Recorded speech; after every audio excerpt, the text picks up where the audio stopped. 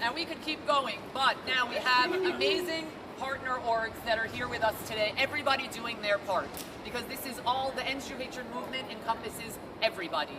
So I'm going to first turn it over to Gerard Felitti, who's senior counsel at the Lawfare Project, to say a few words. Thanks, Gerard. First and foremost, thank you all for coming out today. This is what we need to see more of. We need to stand together as a community, as a people, because we need to be heard and we need our civil rights to be respected and enforced. What we're seeing now in New York is something that we should not be seeing on city streets. People walking around, targeting Jews in hate crime attacks, in stabbings, yelling "Free Palestine" as they stab a person for no other reason than being Jewish. This is unacceptable, but the question is, how did we get here? How did we get to a point where we think that one person's right to protest is more important than someone else's right to be safe? How is it one person's free speech is more important than another person's free speech? Or one student on campus's right to use a space to occupy campus is more important than the rights of many other students to use the same space peacefully to study? This should not be a balancing of the equities. We're entitled to have our legal rights enforced. We're entitled to have our civil rights respected, and that's what we're here to demand. We've been seeing too much of one side of this equation. We see mobs marching through the streets of New York City, chanting about genocide, committing genocide, when they yell about globalizing the Intifada. They glorify martyrs, which, let's not be mistaken what that means. That refers to people who die in homicide and suicide attacks, killing innocent civilians. This is what we see on the streets of New York City. So then, is it any wonder that we're seeing a young Jewish man get stabbed by someone who is shouting the same words? This is what's dangerous. This is what's truly dangerous, and this is why our elected officials need to make a point about this. Because words have consequences, and for the Jewish community, these consequences are dangerous. These consequences result in injury, in death, in exclusion from society. We've seen this before in pogroms, in genocide over the years, targeting our people. And now what we're seeing is the same kind of speech that gets people riled up and leads to violence. So we are thankful for D.A. Gonzalez for stepping up and charging the perpetrator with hate crimes. We do also wonder why the perpetrator is not being charged a little bit more stringently. He tried to century to justify racism. What we're seeing is Jew hatred. People hate Jews, and we need to change that by imposing consequences on Jew haters. We need to enforce the laws and stand up for the civil rights protections of all New Yorkers. But right now, at this moment in time, the community that is suffering most is the Jewish community. This is not about end-all hate. This is not about no hate for anyone. This is not about Islamophobia or any other form of racism or bigotry.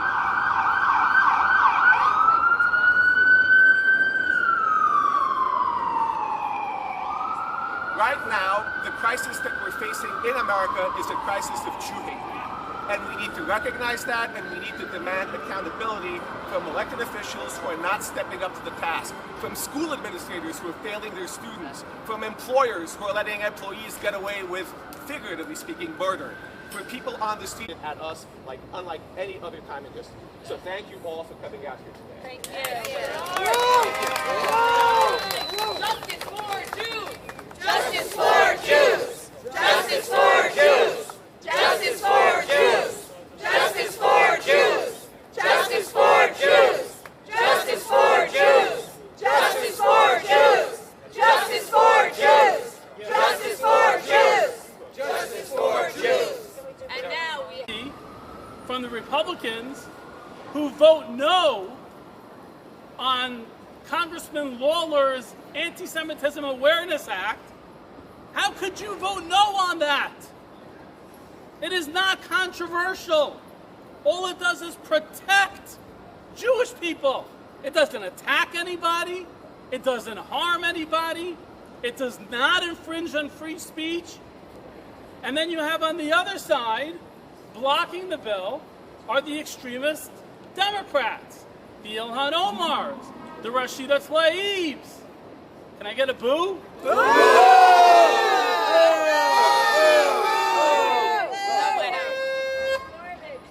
So Massey on the right, Marjorie Taylor Greene on the right, Ilhan Omar and Rashida Tlaib on the left. There are AOC. We need Grogger.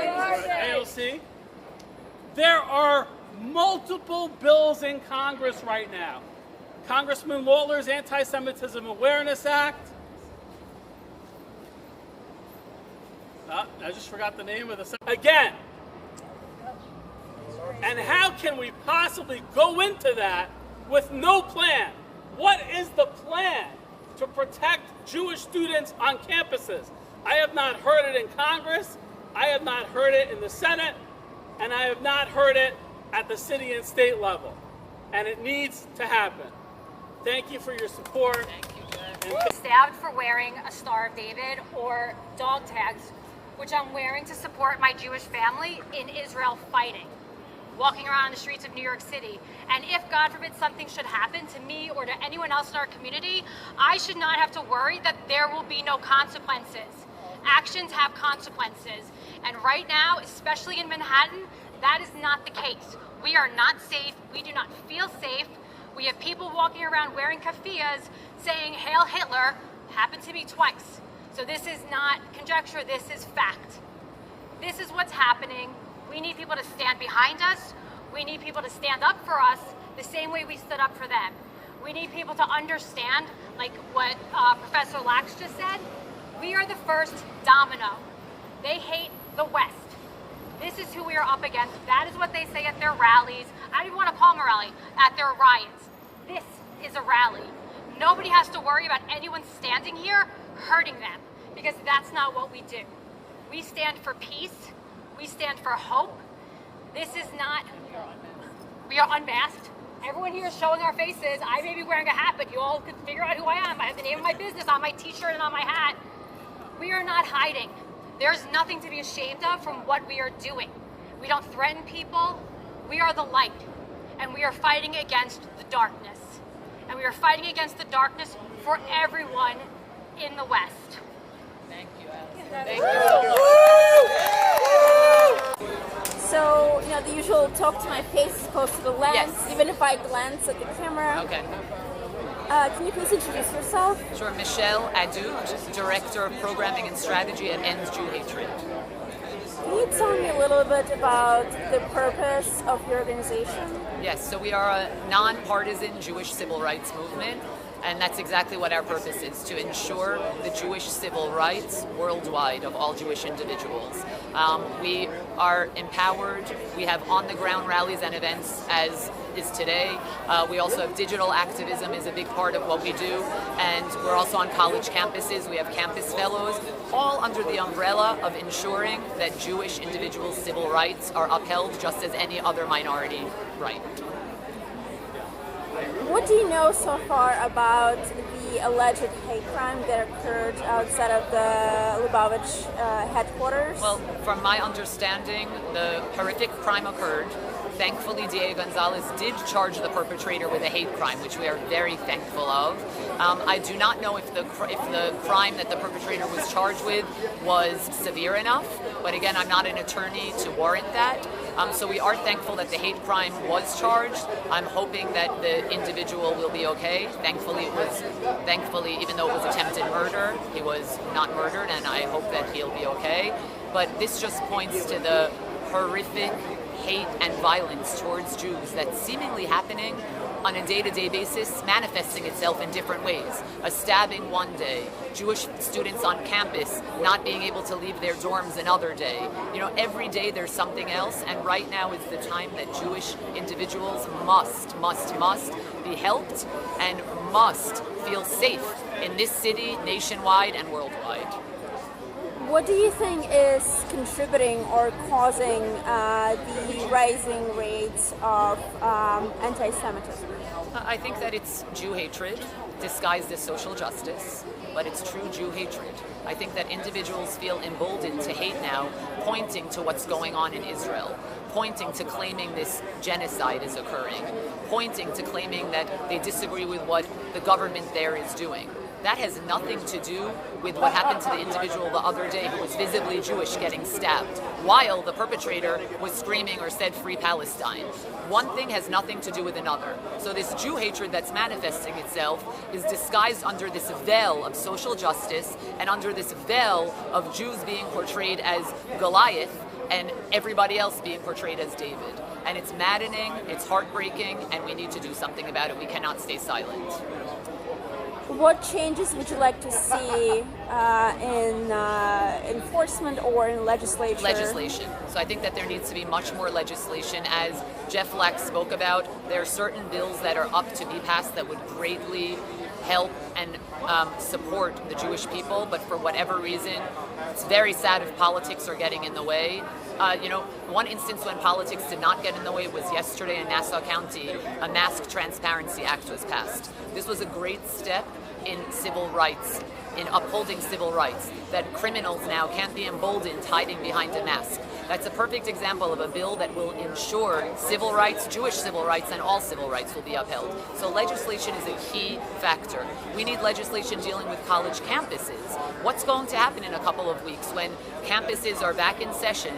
And from what we hear, the young DSA now, the Young Democrat Socialists of America, are planning on strikes, walkouts, who knows, more encampments.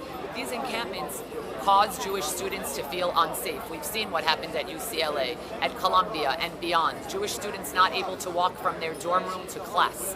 This is not okay. We need legislation. We need the laws. Lawsuits against these schools will definitely help things move along, and bills not just on the college campus level, but the Anti-Semitism Act, different acts that need to get passed. This is what's going to help move the needle, and we're here to ensure that our voices are heard to help that happen. What is your take, or what is your response to the fact that specifically in the student encampments there were many students that identify as Jewish? Or at least some. Okay, listen, there's not a question of take or not take, because free speech is free speech as long as people are following guidelines. And that's the issue. Guidelines and codes of conduct were broken, and there were no consequences or accountability. A few campuses, I shouldn't say no, some campuses did have consequences and accountability, but by and large, they did not. So in terms of whether individuals are Jewish or not Jewish, that's not even the issue. I'm talking about protecting Jewish civil rights. So what that means, regardless of who's in the encampment, regardless of what race or religion they are, if they are infringing on our civil rights, that's what we're here to fight.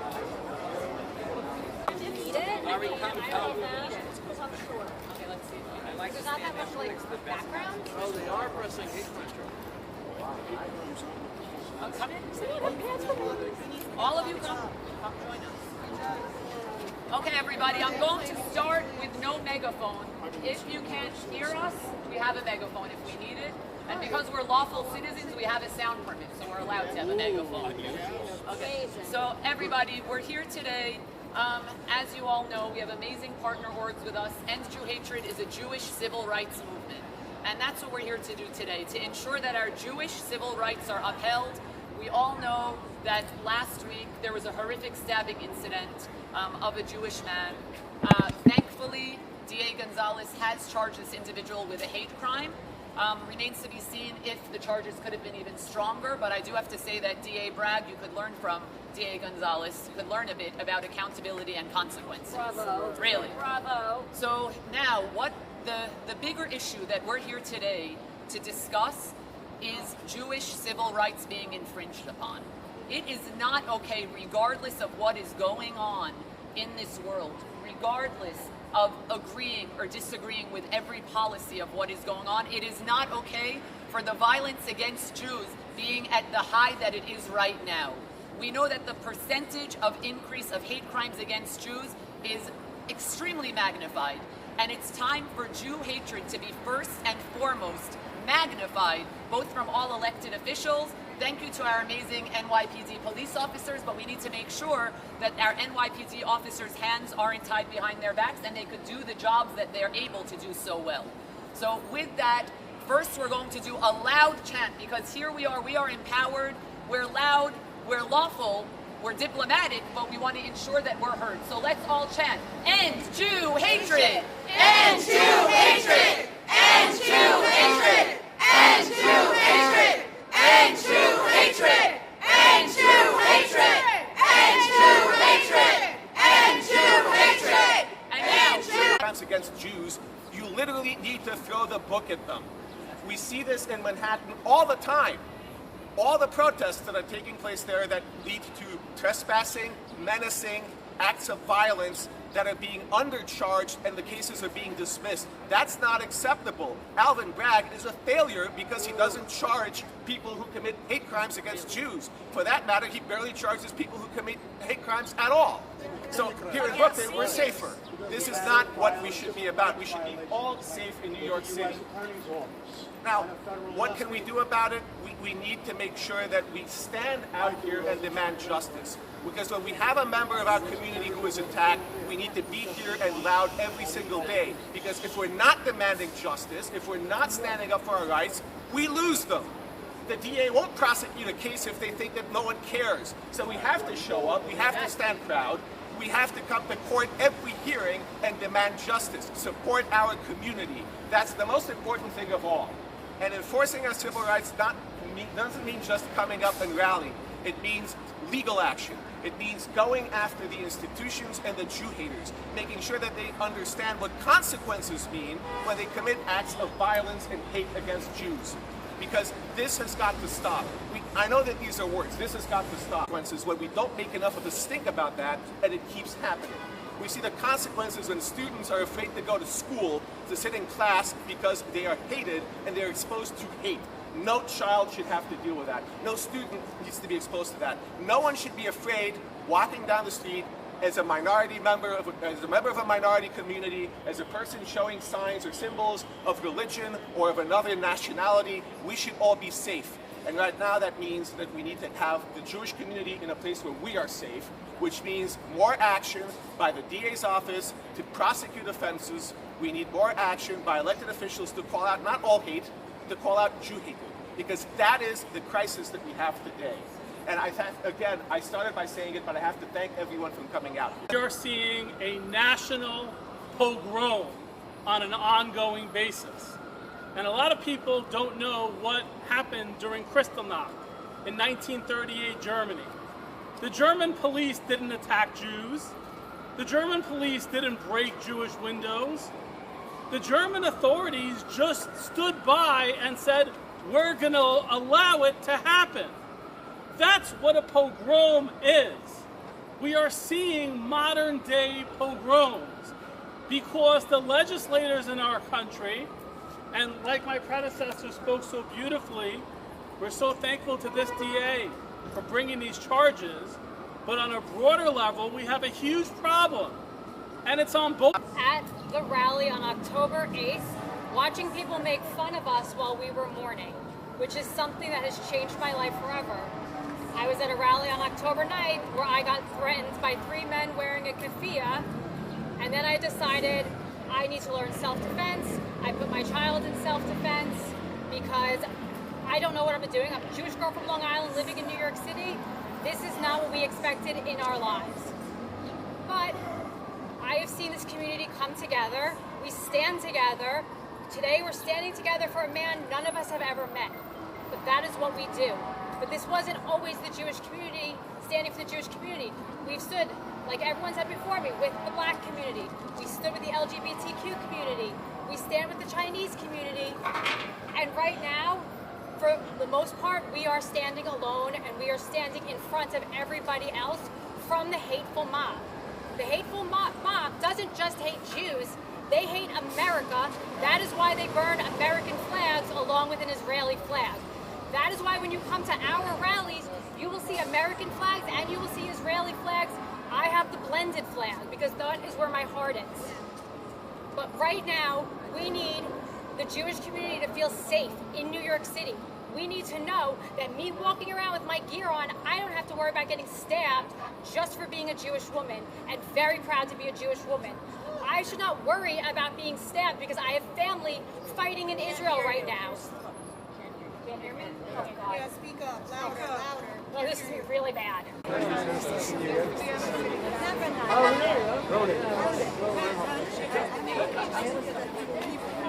Who do I know on City Council? I like the Chinese. I hope this is on the way. The more of us there are that are visible, and the prouder